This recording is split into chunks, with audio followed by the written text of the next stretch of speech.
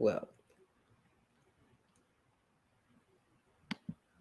hello and welcome to Genealogy Quick Start. I'm Shamele, Jordon, your host.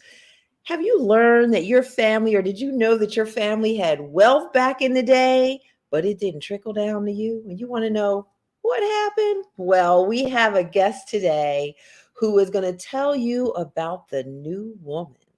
And it will have something to do with the family that he was very interested in figuring out what happened to the family fortune. Who got the family fortune? Also, of course, we have our buddies, Jim and Michael, are going to talk about homestead land. First of all, Michael told me, there's something special about homesteading. Everyone wasn't a homesteader. You know how Michael likes to parse those threads, but as genealogists, those threads are very, very important. How are you today? Welcome to Genealogy Quick Start. Whether you are watching on YouTube, Facebook, or Philly Cam, we want you to let us know where you are watching from. And if you are a member of a genealogy group, which all genealogy quick starters should be members of genealogy groups, especially now that they're on Zoom, let us know your genealogy group as well, because there might be souls out there who might need some help. So let's see, where are we? Let me bring my buddies out and we will get ready to start talking about there's more than dirt in Homestead Files. Actually, I don't want the dirt. I don't need the dirt. And the new woman with our very special guest, Drew Smith. Do you guys know about the genealogy, guys? Uh-oh, I hope you do. If not, you're going to learn more about the genealogy, guys, during this episode. All right, where's my buddies? First up, columnist, editor.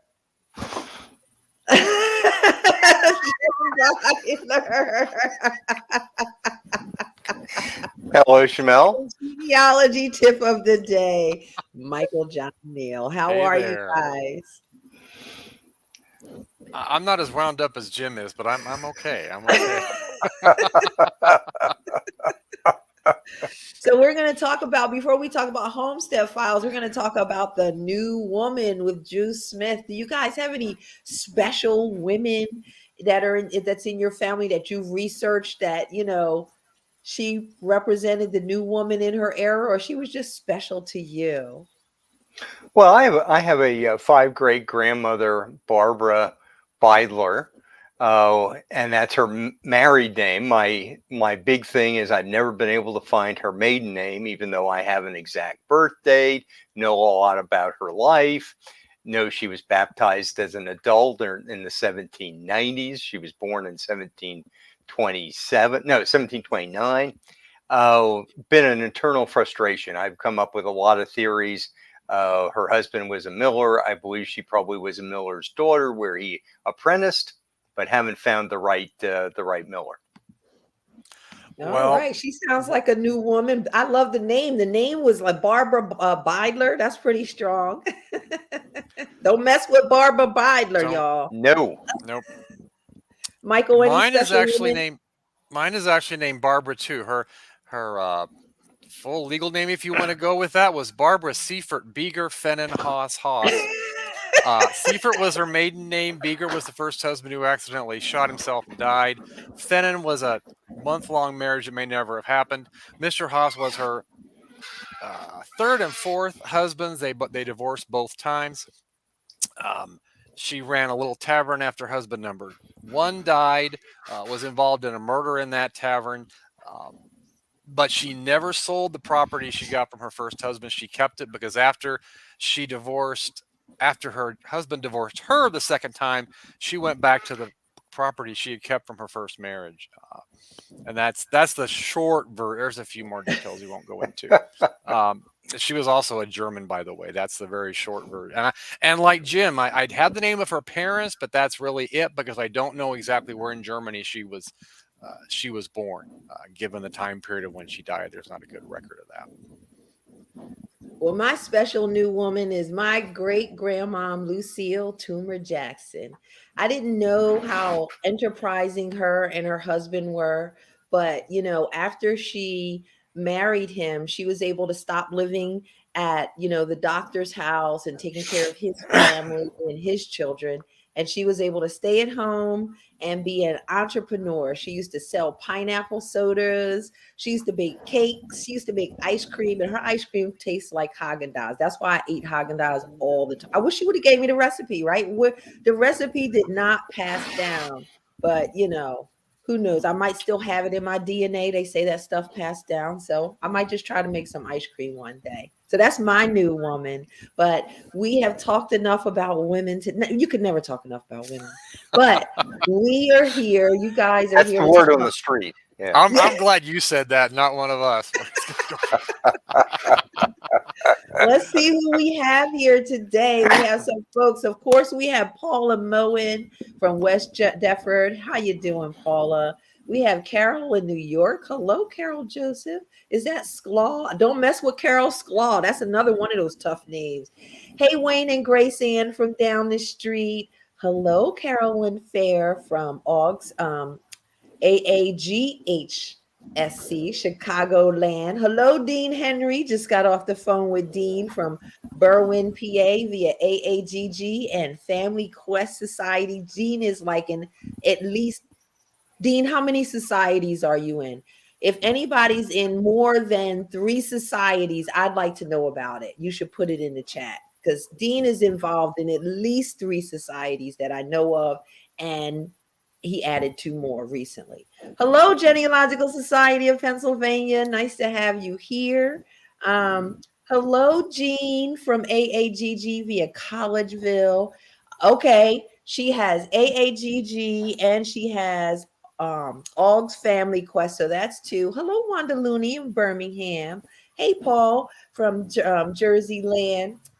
We can start now because Quintilla is here from Cleveland. Nice to see you, Quint, from the AAGS from Cleveland. Hello, Linda Craig from Florida and Susan from Reading. We got some more PA folks in here. And we have Val from Hatboro who's on the train. And Dean has lost track. Once you lost track, that means you got to stop. You can't join any more genealogy groups, Dean. Boy, I'm glad we got him at GSP. So yeah. Before the very good. We did a good job. I don't know. That's kind of creepy. The comment about being on the train is right before the comment about losing track. So I don't know. Yeah, that's your cue. That's your cue not to go off the track. Okay, gotcha. Gotcha. Let's go on for our very first quick start, which is there's more than dirt in a homestead file. And before I forget, I want to show you guys my book of the day because we're talking about land. Every genealogist needs to have this book. I don't know if it's digital yet or not, but this is the book. And Michael said he doesn't talk that much about homesteads in here, but there's other land as well. That's so true. You're very right. Let's talk about there's more than dirt in a homestead file. So step 1 is, did they homestead? So what's homesteading, Michael? Well, in terms of federal land records, if we're talking about a homestead, that's an official process. This was after the Homestead Act of 1862. And homesteaders would go out, they would lay a claim to 160 acres, and then they would file that claim, and they would be there for 7 or so many years, prove up the claim, and then they would document what they had done on that piece of property. If everything was okay, then they would receive title to that after that point in time. Sometimes people say they homesteaded when they just were early settlers. That might have been the home place where they first lived. But if we're talking about homestead records, that's an official process by which somebody, there's the cat, that's by which somebody obtains property to federal land through that legal process of homesteading.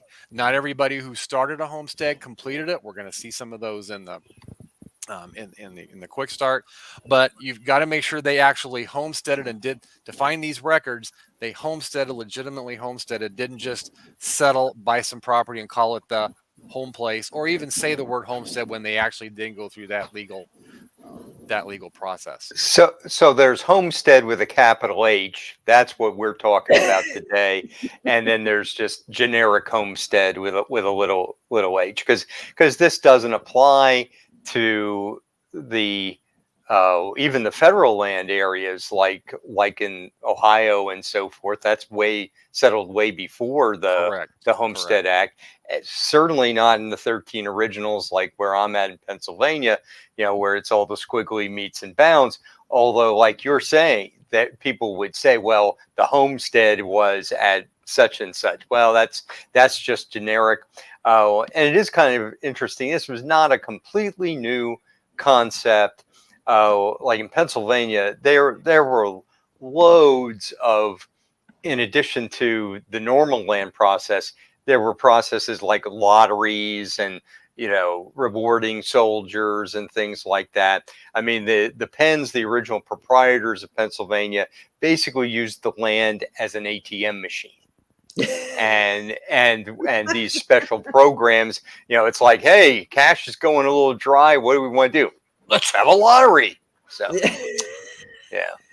That's pretty interesting. I was wondering what was going on, Jim. And just so that you know, the Penns had their PIN number for their ATM.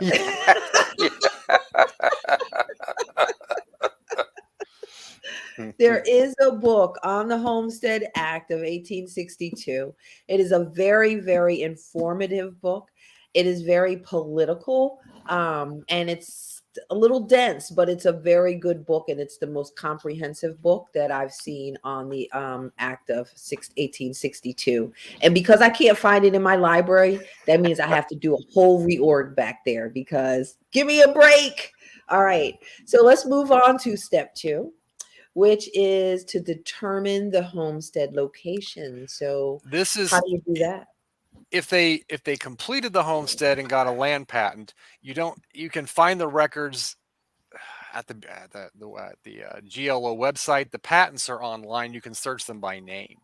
But if it's someone who did not complete the process, and many did not complete the process for one reason or another, but those incomplete applications or canceled applications can still contain quite a bit of good information about your ancestor. They're at NARA, just like the ones for the completed applications. But to find the incomplete ones, you've got to know where they settled, so you can find that entry in those tract books that we're going to look at. And so to determine that, you got to research the ancestor completely as possible. Particularly, you might want to look at neighbors or relatives that did complete their homestead. So if you think great-great-grandpa started one but didn't complete it, but you have no idea where, then there's not going to be a deed. There's not going to be a patent, because your ancestor was a schmo and didn't complete it. But look at the siblings and all the other members of the family that did complete it, find theirs, and then when you look in those tract books, use those locations as a starting point to do the manual searches that we'll talk about. Because you've got, for the incomplete ones, you've got to know the location of where that was at, reasonably precise. Michael, do you have any sense of what percentage we're talking about as far as the incomplete ones? What's your sense of that? I don't know. I'd say a third to a fourth, maybe. And that's just, wow. Okay, it was, because it settled. They thought it was going to be easy. Some of them, they got up there and it was hard. And some of the immigrants, the culture was different, and they just went back. My guy that went back, the story about why he left Nebraska was it was too wild of a place to raise a family, and so he went back to Illinois. Some of his kinfolk did stay there, but or the conditions weren't what they thought it was going to be, and they went back. Yeah, so that's a lot of people that's just kind of an off the cuff answer. There sure. There might not be quite that many. I doubt if it's more than that. But when you look through the tract book, you'll see canceled, on a regular basis. Okay. So they should start by searching BLM, and those are for the people who completed. And if not, then you have to go through figuring out the location based off of using the tract book, but you got to be a lot more specific with that. Yes. Okay. Exactly. All right. So you've determined the location. And so step 3 is then to request the records at NARA. So is this a form or something? How does What that you'll happen? have to do, and I think before you can request the records at NARA, you're going to have to actually find the location in those tract books. So that should be Okay. step 2.5, if you want to call it, or step 2B, or not 2B.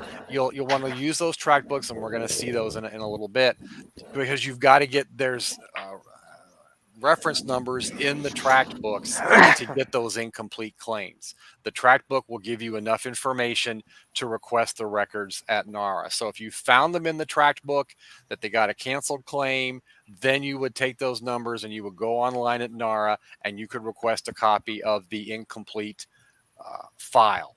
Or if you found them on the BLM website with a patent, you could request a complete file. But the records are at NARA.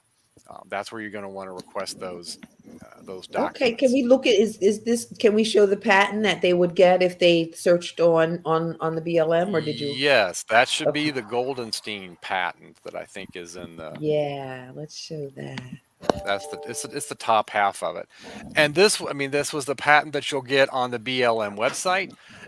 That patent would also have been recorded in the local county records office in the county where the property was located, because a patent in this time period in these locations serves as the first deed, transferring title from the federal government to private ownership. This is for great grandpa Goldenstein.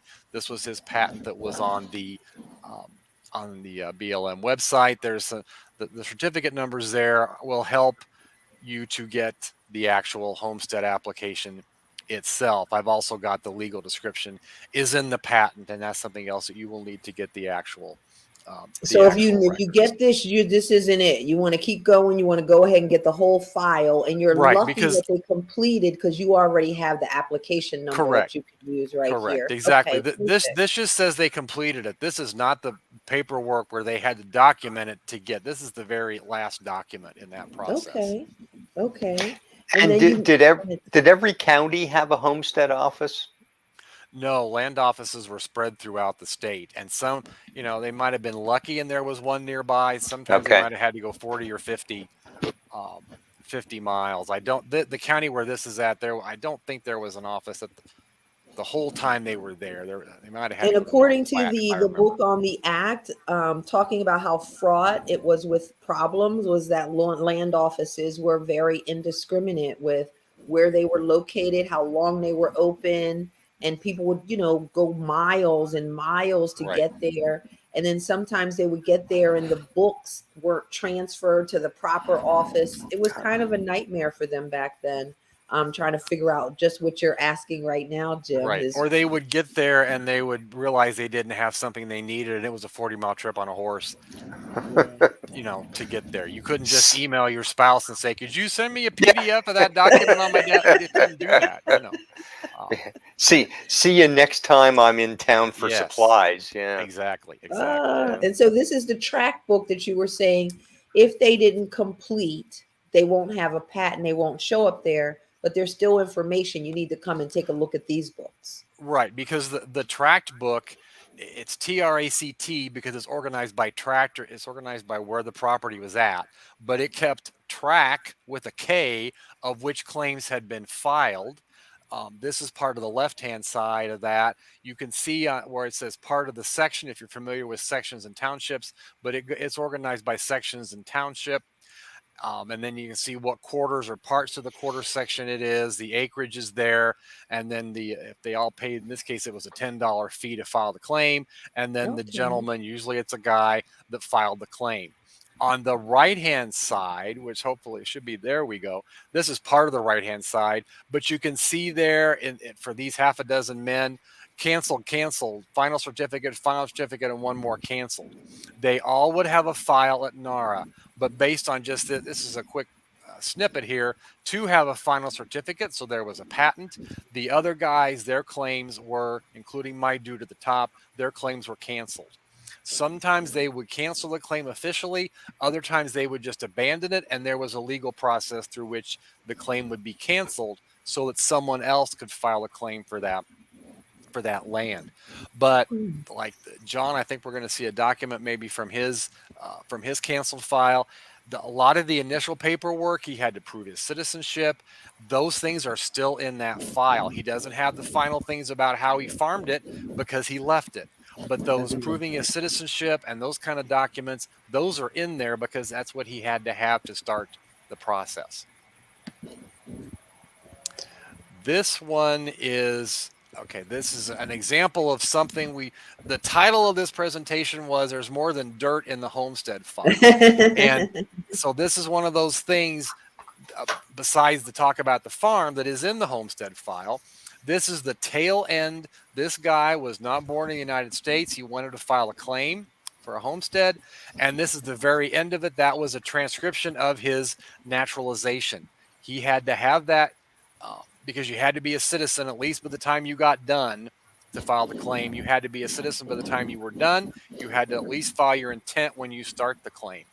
This is just saying, this is the receiver in the land office saying, I have made a hand transcription of this guy's naturalization, and I certify that I saw it, and this is my transcription of it. So if I didn't know where this person lived before he homesteaded in Nebraska, poof, I know where he naturalized. It's got the county in Illinois where he naturalized. So that was a migration clue for that individual. So you can get the naturalizations if they were non-citizens to start with, and then usually they're doing their naturalizations or declarations of intent somewhere back east. Some of them would have done that in Nebraska, but some would have made their declaration back east, and that can help you track where they used to live if you did not know where they originally settled. Yeah, there definitely is more than dirt in there. Yeah, and even if for some individuals that were not immigrants, I've seen where on that initial paperwork where it says they paid the 10 or 50, whatever it was, to file the claim, for some people, for some reason, it will say what their previous residence was back east. Most of them would not. It would say wherever in Kansas or Nebraska they were living at that on that date. But a few I have seen where it would list their previous residence. So you just want to look at everything. So let's look at some other things that might show up in the file, like this is an actual legitimate relinquishment. This individual, Folky Goldenstein, filed a claim. I forget how long it went along, but he decided he no longer wanted to finish the claim for that piece of property. So he legitimately filed a relinquishment. He took one of the documents, I think a receipt that he had been given when he officially started his claim. On the back of his receipt, he wrote that or had a clerk write it, and there's a justice of the peace or somebody who certifies that it was him, and that was taken to the land office, and he legitimately relinquished his claim. Not everybody would do that. It's neat because there's his signature on it. Yeah, I love that. That's what I was looking at, his signature. And was there any special appeal to doing the formal relinquishment? Did they get any of their money back, or okay, this is the government. You've answered your own question. Well, they did not. No, they didn't. It was setting you up for a laugh line, buddy. So. Yeah, I fell for it. Thank you. No, they didn't get any money back, and I'm not sure why some would actually relinquish it. Maybe because they knew somebody else wanted to claim it.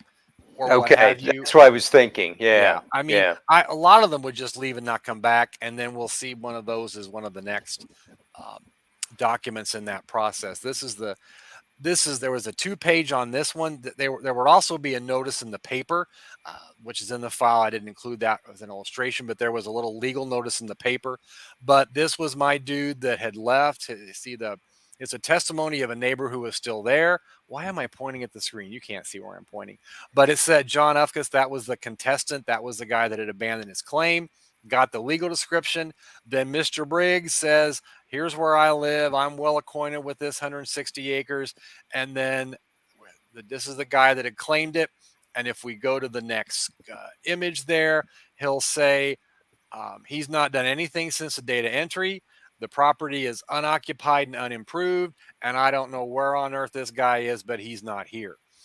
If the person abandoned it, then there was a legal process they had to go to cancel the claim so that somebody else could file a claim on it. So not everybody would relinquish it. A lot of what you'll see is this: they just left, and then the BLM would go through the process of canceling there was a legal process, cancel the claim so that somebody else. These are all at the National Archives in Washington, D.C. You'll request them through. You can go there in person, of course, but you could request them through the website. These And are they'll all digitize in and DC. send them to you. Okay. Yep.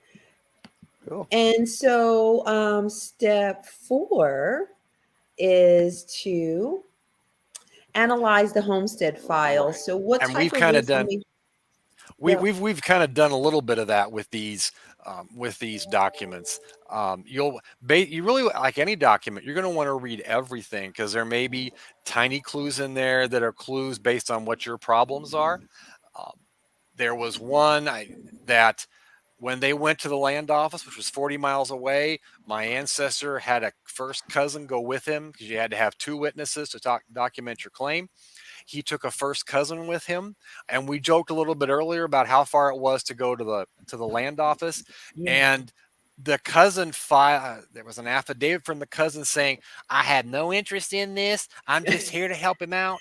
I did not know that a relative could not be a witness. A relative was not supposed to be a witness to your claim. And so, because he was a first cousin, which was really nice, it says, "I was his cousin. We didn't know this." Translation: we rode 40 miles on 2 horses. We are not coming back. And so there was an affidavit about that. Okay. We mentioned Okay. before More some of relationships. Yeah. exactly, some of the, you want to read those extra things. There was an I love incomplete that. file. I didn't include those because it's into a long story we didn't have time for. But basically, claims could be contested. A female filed a claim. This is in the 1880s. Her neighbor, who was also related to her by marriage, contested it because he found out what date she made her claim on, and he knew when she was born. He knew she was a week shy of her 21st birthday. And that's in the documentation, that she technically was not of age when she filed her claim. So her birthday was in that one, which is a little bit atypical. And then they transferred the claim to her grandmother. Okay. And that all that document, they got to keep their claim, but all that documentation was in this. It was in the homestead application file. That documentation about the contesting of the claim was all in there, and it laid out quite a bit of the relationships. It referred to the grandma as an old woman, and he didn't know why an old woman would be making a claim. But did he want the did. land? Like, why is he so invested in He- these people's lives? He's the husband of a relative, and I just don't think I thought there was a lot of stuff going on there from the sounds of it. Do you know if Because a husband makes a claim and then he passes away, does it automatically fall to the wife, or is there something that she needs to do? the for that children claim? usually the children and family could complete the claim.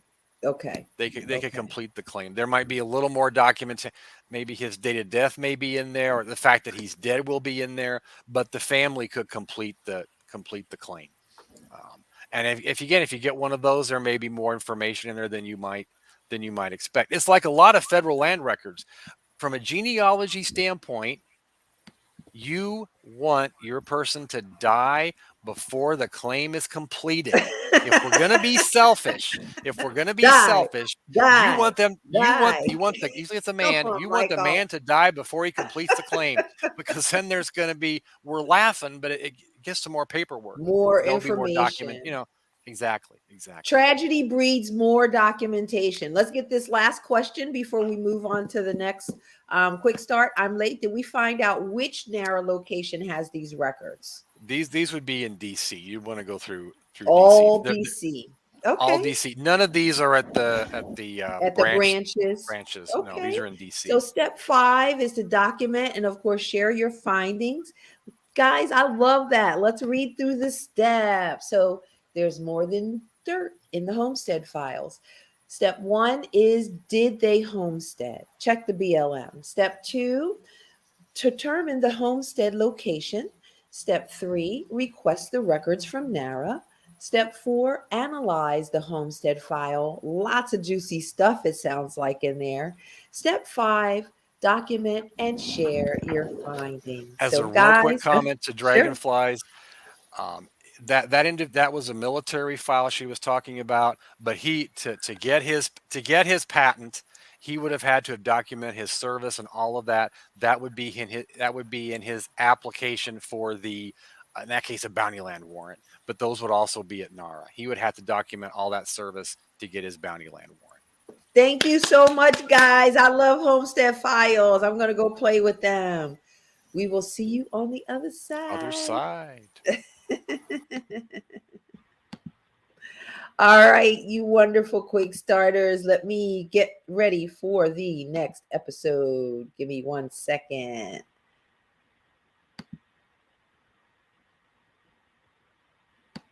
All right, welcome to the second quick start. We have Drew Smith here. I'm not even going to talk about Drew because I still can't remember when I met Drew. Drew is like an internet institution. So let's bring him out here, Mr. Genealogy guy himself. I'm either an internet institution or I should be in an institution. It's one of those things, but I'll take it either way, Shamele. I'll take it either way. Drew, thank you so much for being on today. And really, thank you for all of the work that you have been doing through the Genealogy Guys podcast for how many episodes, Drew? We're for both formats close to 500 now. We're getting this year. I'm pretty sure we'll hit it. So it's like, yeah, those are huge numbers and long time. We started in 2005 when podcasting was still kind of a new thing, more or less. So yeah. And I came on 1 year after you, but I didn't even get to 100. Like I might not even gotten to 20, but I enjoy being out there. And it's really, I'm grateful that you continue to do it. So Drew, we like to ask all of our special guests, what is your 1 minute genealogy story? How did you get started? And how did you know you were hooked? Yeah. Well, I think I got started. The reunion, I guess I would argue was not what you say is a typical family reunion, but was a reunion at my favorite aunt's funeral because she passed away in 1992. I'd already moved to Florida, and she was living in South Carolina. So I went back for her funeral and got to see all these cousins that I hadn't seen in years, and dawned on me that all of the people that were my mother's generation and my father's generation were going away. And if I didn't start working on the family then, I would lose out on stuff that my mother and father knew. So that kind of got me started. And of course, I was already an internet user, so I realized there was a lot of genealogy resources, even then in 92 on the internet. But back then, you could kind of get to the end of the internet. Like you remember that commercial where the person is surfing all night and then they come to a black screen? They came to the end, yeah. I can't do that now. Like I can't know all of the sites. Like it takes it. You have to specialize or something. But yeah, you can't know it all. Embarrassment of riches, though. We're so lucky, right? We are living in a good genealogy times. We are. So Drew, let's get started with your quick start. And I love the title, The New Woman. We stole it from a newspaper article, which you'll see in a minute, but yes. So what's this quick start all about?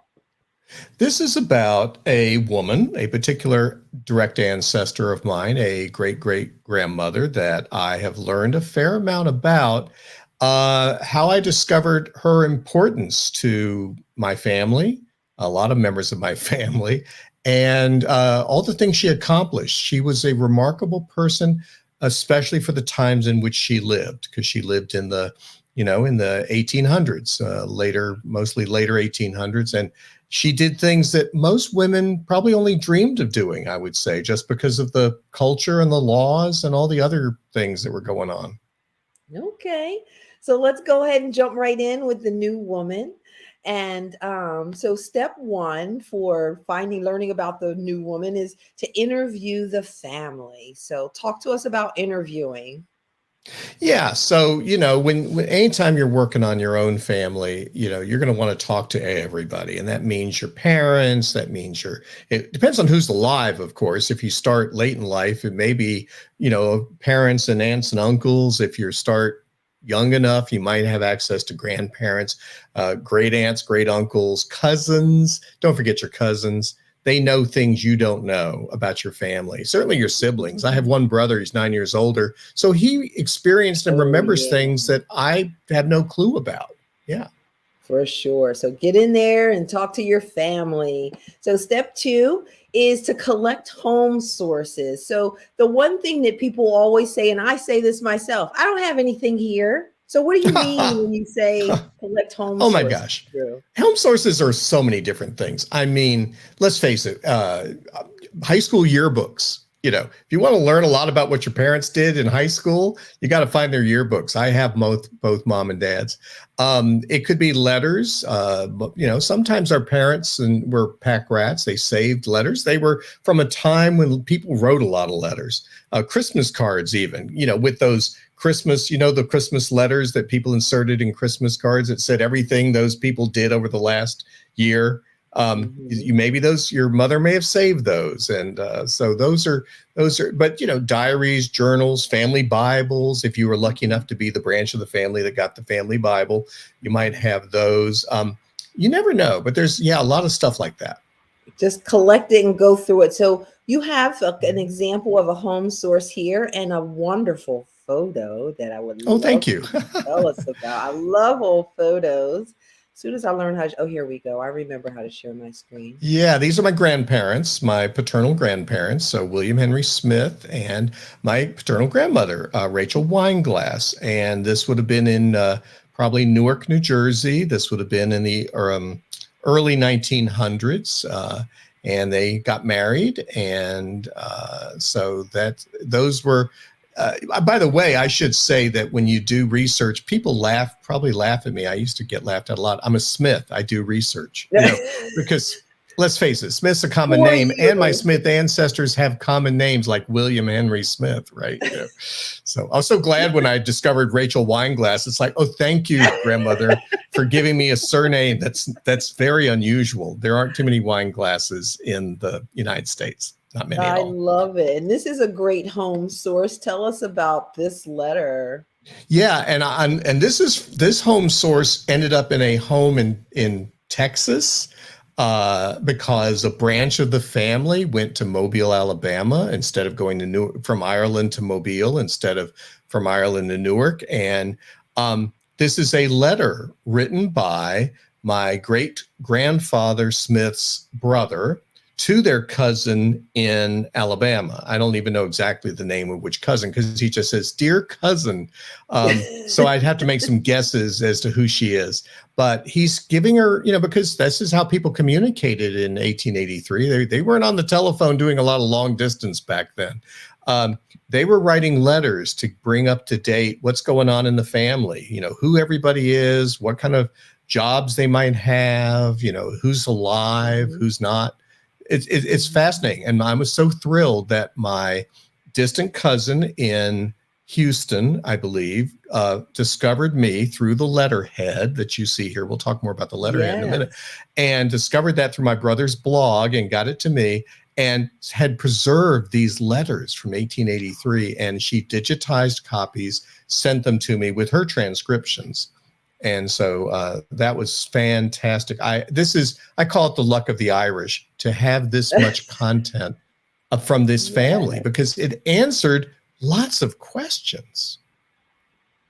I love this. I love letters. I did not know this, but my great grandmom had letters when she used to travel down south, and my cousin inherited them because they were written to his mother. And so you got to think about who they might write, even if you That's might right. not. Which cousins they may have written to. Yeah, yes, exactly. Yes, I exactly. love this. So let's talk about, this is another home source. This is the cutest home source, I think. You like this one? Well, yeah. And this one showed up on eBay. And my brother, once we started researching our family and researching this particular company, the M.A. Smith American Glass Bending and Beveling Works, he started looking for alerts. You can set alerts on eBay when things come up for sale. All of a sudden, one day, this came up for sale, this letter, and it was a business letter. And you'd think most people wouldn't care about it. I mean, what's so extraordinary about this letter? Well, it's about it was written by my great-great-grandmother, and it's from her business. And so she was M.A. Smith. She was Mary Ann Smith. Oh, And M.A. Smith is her. Okay, she was just that's using her her. initial. Yes. She was a smart person because she didn't want to be taken advantage of as being a woman. So most of the communication she had was via letter, and therefore the people she's dealing with had no idea they're dealing with a businesswoman. And so I think I purchased this for $11. It's priceless to me, priceless, but yeah. I love that. I would have never thought to look for any letterhead. And so those are the home sources. Let's move on to step 2, which is to transcribe and analyze your sources. Yeah. And this is certainly true with the home sources and so forth. Like I said, those letters, which are tricky because the handwritten letters, it can be a little hard to read, and you've got to, and also they may, like the one from 1883, there are little pieces missing. It's a little frayed. It's had to live through a long number of years. So you have to deal with what you can deal with, right? So. And I agree, like on the transcription, because you don't want to have to transcribe it multiple times. Oh, so no. You just type it out, right. And maybe have more than one person transcribe it and compare, because guess what? Some word you recognize or name, they don't, and vice versa, because they just see something. The woman, my cousin in Texas, she transcribed it, but since she sent the originals, I could go back through it and see if I could figure out the things she couldn't figure out. Because again, I have different experiences, different branch of the family. It wasn't her family sending the letter. It was, she was receiving the letter. So I recognize the story better than she does. I don't know. True. Step 4 is to locate newspaper articles. Oh yeah. So newspapers are awesome. Newspaper article. I love news. So where are your favorite places to go to look for newspaper articles? First one is Chronicling America, because that's got a lot of public domain newspapers, generally things before now it's about 1925 or 6, newspapers published in the United States, and they're open to look through, and it's great. Pretty much every state in the United States, you'll find newspapers. And then if I can't find it in Chronicling America, or if it's a little bit more recent than that, after the 1920s, but even earlier, newspapers.com, Genealogy Bank, and Newspaper Archive. Those are the 3 biggies. There's some other ones out there, depending on where your folks were, but yeah. Exactly. Lots of them. And definitely do not discount your local library card, because that will give you access to all kinds of newspapers that you didn't even think about. Especially if you're in a major city. My God, do you get right? Yes, because they may have that digital access. You never know, or at least they have the microfilm. Yes, you might have to go to your library and look at microfilm. That's all right. The librarians will help you do that. Here's an example of a newspaper article. This article was an unusual article. This was published in probably dozens of newspapers around the country. It was like one of those feature articles. So we could tell you which newspaper this came from, but it actually appears in lots of them. Yeah, there's an ad that was kind of halfway through the article, so that's why. I could have taken that out. I thought they were drawing her or something. I was like, no. There was a newspaper ad that they broke it up. Ads are a little intrusive. Then even in newspapers, they were intrusive. And this is where we borrowed the title, The New Woman. But that was what astounded me, that they referred to her. This is after she died. They went through her story. And yes, not everybody's going to have an ancestor that is written about this much in the newspaper. You just don't know. But if they made, as she did, some said 500,000, some said 1 million. And this is in 1897. Think about how much money that is today. Yeah. And the fact is, she married, doesn't even say his first name, which shows you how important he was to the story, Smith, a carpenter. Her maiden name, by the way, was Riley. Okay. And he was a carpenter, and then talks about her first business. She decided early on she wanted to be in the grocery business. But I love the fact that it said she was already well-to-do when my great-great-grandfather died, but she made up her mind to become rich. Yeah. And so she did, and she knew how to do it. And so she bought out. It doesn't talk about the details, the letter, where she got this glass factory from her son, who could not make a go of it. It's from her son. Her son was losing the business. He was not doing well with the business. She bought it from him, and she made a rousing success. And it goes on and talks about tried to tear her down. They did, and it said she did them quite brown, which I love this imagery. Fairly roasted them. So she responded by when they came to tackle her, she responded by being an amazing business person and introduced new technology into the furnaces and business, became the head, one of the leading factories of its kind in America. I don't know how many glass bending businesses there were in the United States, but enough. And you read between the lines in a newspaper story, she was a little bit, I guess you'd call a micromanager. She needed to be, because she put her 6 sons in charge of the departments in the business, but she probably needed to keep a close eye on them to keep them from messing up. And so it said I saw one that said that every single outgoing order she personally inspected. And so she wasn't going to let anything go out that wasn't high quality. And it just said she had indomitable business pluck, energy, and genius. Although I love the part where it says she was a good domestic woman, but it would not have mattered whether she had been or not with the rest she accomplished. Of course, so she was amazing. Brought up her 6 sons, and then she hired them, and then said she left a big fortune, the famous Smith fortune. That's the Smith fortune. That was a woman, not a man. When I first started looking into it, I'm like, yeah, what guy in the Smith family had all this money? No. I learned my lesson very quickly. It was Mary Ann Riley Smith, who was the rich woman who knew how to run a business. So that was amazing. I love that. And she was Irish, and let's not let it be lost. It wasn't just discrimination against women, discrimination against Irish as well. Irish women. They must have looked, her competitors must have thought that they wouldn't have any problem with her, but oh my, yes, no, she was I think we need to get more of these stories, because I'm sure, especially in New Jersey and Newark, I know there's some stories there, Drew.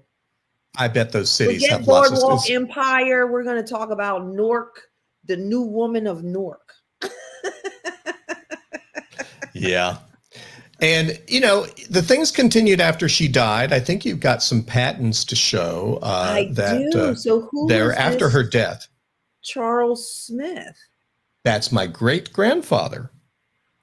So when she died, she left the business in the hands of 2 men. My great-grandfather, Charles H. Smith, and he's buried in the same funeral plot with his wife as Mary Ann is, who, by the way, Charles Smith's wife was also named Mary Ann. There's 2 Mrs. Mary Ann Smiths. It's very complicated here. And the other brother that it was put in charge was Thomas J.D. Smith. Okay. So he had 2 initials. But he had the patents. So you see one from 1901, and this one's 1901. And so clearly they were continuing to improve the business. They were continuing to experiment and design better furnaces, glass beveling machines like this one. I think the other patent has more to do with the furnaces. And they were trying to stay on top of this business and beat out their competitors by having a patent. They could do some things their competitors could not do. So she inspired her family to be go-getters. Yeah, and maybe even engineers of a certain sort. My father was pretty much kind of that kind of a guy. I mean, he ended up being a TV repairman, but clearly he had a strong interest in machinery and in fixing things. And I majored in engineering in college. And so, it's kind of come down through the family of this sort of industrial engineering kind of thing. So maybe there's genetics. I don't know if there's. I believe that genes. because my family were all teachers. A bunch of people are teachers. And it does come down. and speaking. Go ahead. Yeah, I was going to say, speaking of the business, if you want to know more about your ancestors' businesses and the buildings in which they worked, whether they were an employee, whether they owned it, there are what are called Sanborn maps. Sanborn was a fire insurance company. They wanted to insure businesses, for things like fire. I'm sure they insured them for all kinds of natural disasters and thefts and robberies and you name it. And so what they did was they went out to every city in the country and even some small towns. I've seen them for towns less than 10,000 people. And they made maps of the cities and indicated exactly what was in each location. Here's one that you see. This is the other brother I mentioned, Thomas J.D. Smith, glass bender.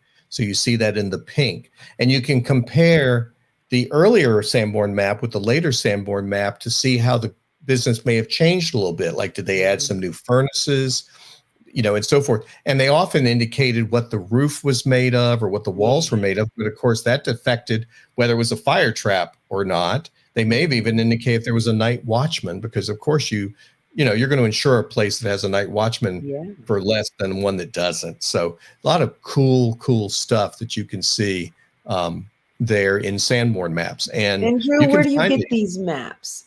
Well, there is a database you can subscribe to, but check with your library, check with your public library.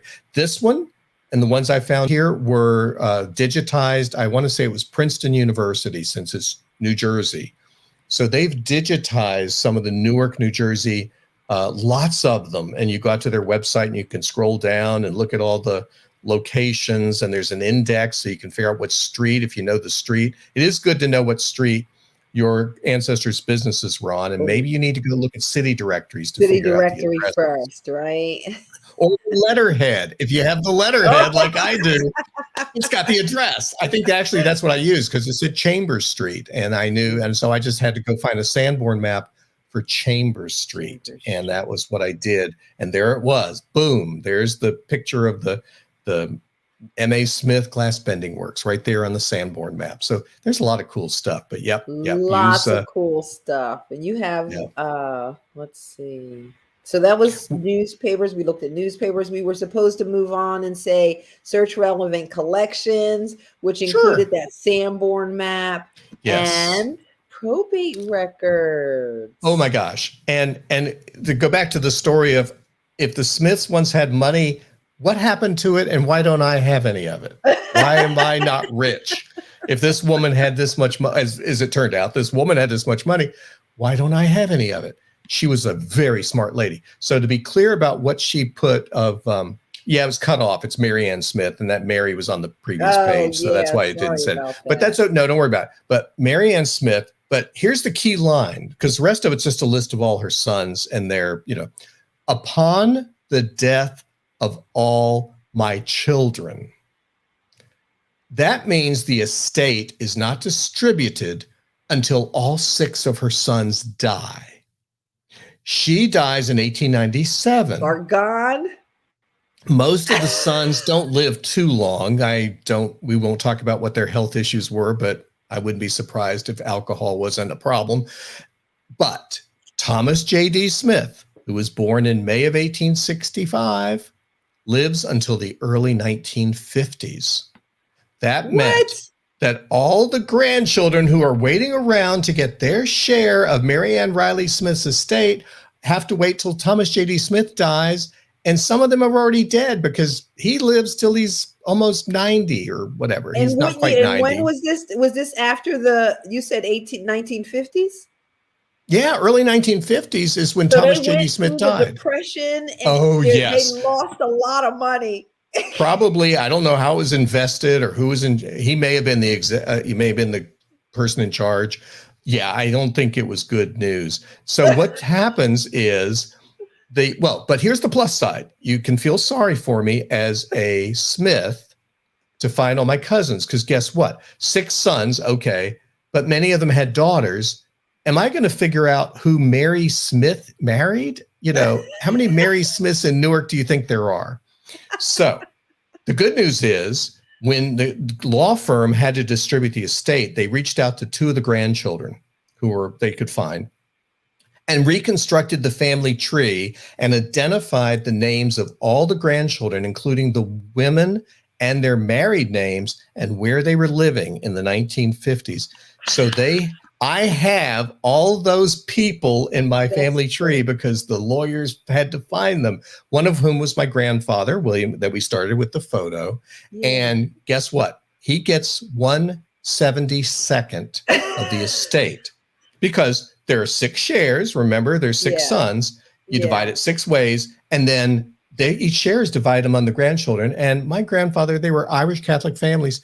He was one of 12 children.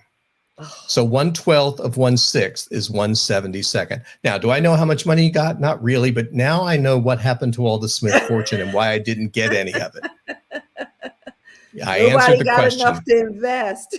Nobody got enough to, who knows? And it's like, now we know. So that's the story of the Smith fortune. But that's the better story. The first story was, what happened to the Smith fortune? The better story is who created it and how and who she was. That is the better story. That is the better story. It's so much better. So much better. So when you're documenting and sharing the findings, you share it off of that. Not this is how we lost the money.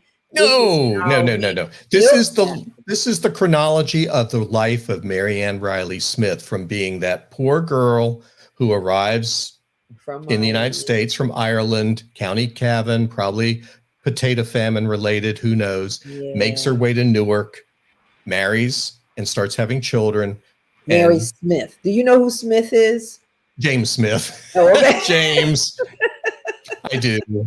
Yeah. All right, and I actually know who his father is because, again, the father sent a letter to his daughter in Mobile, Alabama. We have that letter too.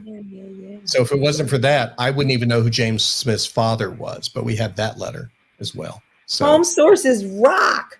So let's look at these steps for the new woman. First, talk to everybody in the family. Interview the family. Step 2 is you want to collect home sources. Step 3 is you want to go ahead and transcribe and analyze those sources. Don't keep doing it again and again. Step 4 is to locate newspaper articles. Did you see that beautiful article that Drew found? Step 5 is to search relevant collections. Definitely look at those Sanborn maps and probate records. And then step 6 is to document and share your findings. Drew, that was an awesome quick start. Let's bring back Michael and Jim. How are you guys? Let's see. Do we have any questions from anyone? Let's see. Looks like you were handling some comments there, Michael. I was trying to, homesteads. And even where to get the Sanborn maps, some of them. Some of them, right. And sometimes your local library has some. Yeah, the public library in Tampa has some for Tampa. That they have the books. The first Sanborn map that I touched was at Jacksonville Public Library. And you could even see where they were taping on the pieces. Yeah, I want to say, if you've never seen a Sanborn map. What's wrong with that girl? Why is she dancing in the map section? The Sanborn maps are amazing because, when they updated them, they often just copied pieces of paper and pasted them on top of the old thing. They didn't do a whole new book. So you've got these really bizarre things that are layers of little pasted pieces of paper on top of other things. It's just crazy. So, all right, love guys. Sanborn maps. I so appreciate you today, Drew. That was a Thanks for having me. Quick start. Michael and Jim, as always, you guys are so informative and crazy and wild as well. Thank you, everyone, for watching. Have a great day. Thank you. Take care, everybody. Thank you.